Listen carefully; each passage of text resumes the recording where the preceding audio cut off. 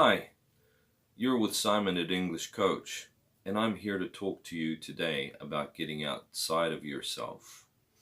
Getting outside of yourself, what is the purpose of that? The purpose of getting outside of yourself is to understand people on a higher level without your own story and without your own interpretation of things and people getting in the way of other people's communication with you. One of the things that I would like to mention as we begin is that getting outside of yourself is a way of embracing life. It is a way of living life to the fullest. Because the more inside ourselves we are, the more we look at our own views and look at the things that we like and our own habits and everything that is ours and stay within that zone, the more limited we are and the less we can contribute to the world. So some of the reasons why we may want to do that is so that we can have other beliefs and be capable of getting other things in our lives, desires that we've always had but don't really connect with our beliefs or don't really connect with our attitudes. So you see, generally, if it's a case of following your dream or staying with your old beliefs and your old attitudes, your old beliefs and your old attitudes always win.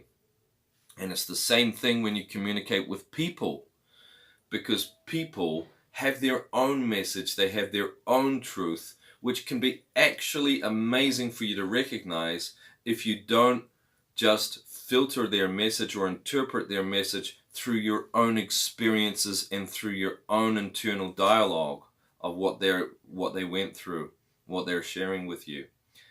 And that is magic, okay? Second point, which I believe is magic. Thinking other people believe the same things as you, or have read the same things as you, or have been exposed to the same knowledge that you have. It's absolutely false.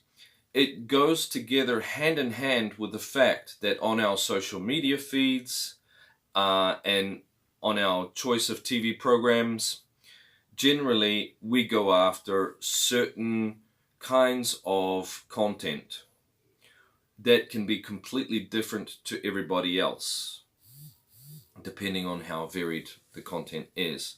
But generally, people follow, if people have a political opinion, if they have a religion, they're going to build on that and become more of who they are. They're going to make those beliefs stronger and follow those things. So when you come upon someone who's completely different from another religion or another philosophy or another political thinking, there is this kind of conflict because you don't want to understand who they are because of some of the things that represent them in this case. And vice versa. They also don't want to understand who you are by seeing that you are of a contrasting religion or a contrasting political group. And this is actually very interesting because the theory is that we just build on who we already are instead of trying to accept some new things and change some of our fundamental views. We just build on top, build on top, build on top. What I'm trying to say to you today is what that does is put ourselves deeper into ourselves and makes us less capable or less influential on the world. The less you want to embrace outside ideas, the less you want to embrace what's going on outside of you, the less you can change in the world, the less you can follow your dreams, and the more you are subject to this path which runs congruent to your beliefs. And of course, changing beliefs is not easy for anyone, but getting outside of yourself is so important. So not looking at the way people are communicating with you, not listening for things like their tone of voice to see if the person is angry or upset or sad, not recognizing if they're giving eye contact or not recognizing if the person is gesticulating or not, little things like that can also mess up your understanding of what they're saying to you. As they say, only less than 30% is words. Sorry, are words. Most of communication is body language and tone of voice. And that's incredible, because the content is a very small slice of that. How much are you paying attention to those things? How much are you putting your own interpretation of what they're saying into their contribution? How much are you limiting what they're saying down to your experience instead of asking questions to know more? Understanding people based on our views is dangerous, because we didn't live their life and they didn't live our lives. We can have amazing things in common. We can have great things in common. We can have lived similar experiences and identify that. We can reach those conclusions, of course.